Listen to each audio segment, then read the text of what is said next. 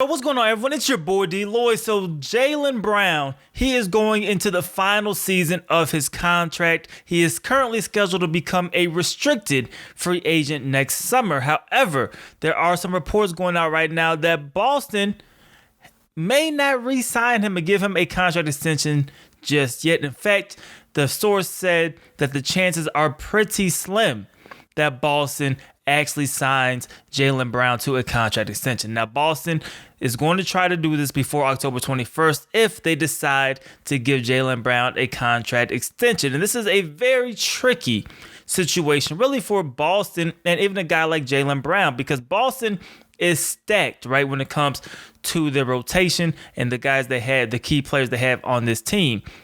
But Jaylen Brown is looked at as a player that has a ton of potential, right? A guy who looks like he could do just about everything on the courts for you. However, his numbers don't really quite show that, because he's like, the fourth, even sometimes the fifth option on a stacked Boston Celtics team. He doesn't have the same numbers to show that he needs to get paid a crazy amount of money. But when you look at really who's available in the offseason, you would expect maybe Jaylen Brown can get a lot of money, because let's be real, this is somewhat of a light free agency class in this upcoming summer. Now, when you take a look at the other three guys who all signed extensions from the same draft class as Jaylen Brown, you have Ben Simmons, you have Jamal Murray, and then you have Caris LeVert. Simmons and Murray both signed max deals, 5 years, $170 million.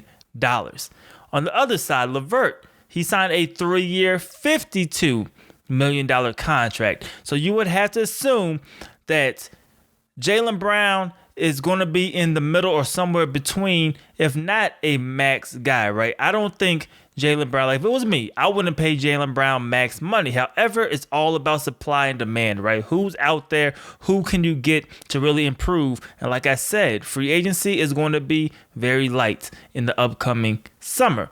So as a restricted free agent, yes, Boston has the right to match any offer that is placed on Brown, but it may be a max deal. It may not be a max deal, and that is definitely the question. That is why this upcoming season is going to be so important, but Boston is going to be monitoring what exactly happens, because if he doesn't have a great season, yes, then you could expect a LeVert type of deal for a Jaylen Brown. If he goes out there and he performs, which I think he has the potential to do, because Jaylen Brown does have that potential, right? If he goes out there and he performs, all of a sudden, the value for Jaylen Brown is going to start going higher and higher and higher, to the point that some team may go out there and offer him a ton of money, or be near max type of dollars, where they don't really want to go there. LeVert's going to get paid around $17 million per year. You look at Ben Simmons, he's starting at 29.2, and that's going up into the $30 million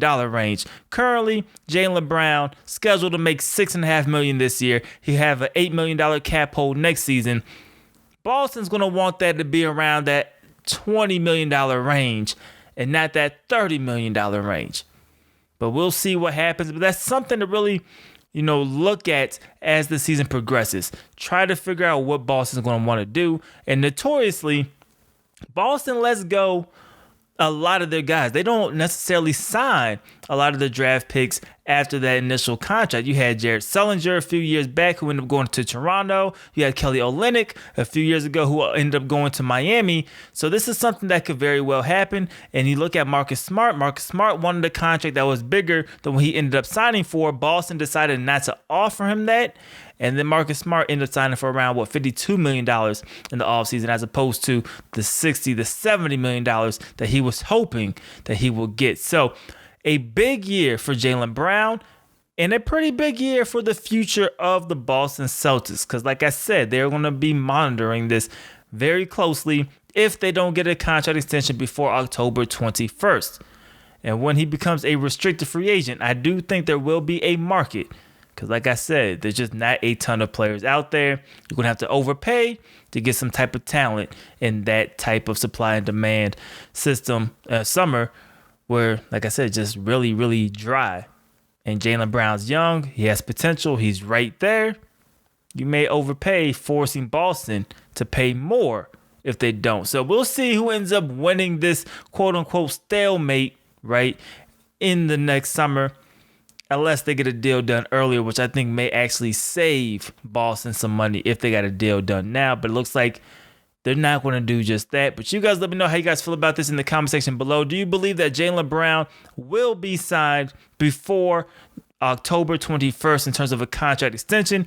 Do you think they will allow him to hit free agency as a restricted free agent? And if he does, where do you see him falling in terms of the scale of players? Do you think he'll make more than LeVert, which is more than $17 million a year? Do you think he'll make somewhere close to what Ben Simmons and Jamal Murray are making at 29.5 starting off, getting around that $30 million a year range? You guys let me know what you guys think in the comment section below. It's your boy DLloyd. I'm see y'all next time.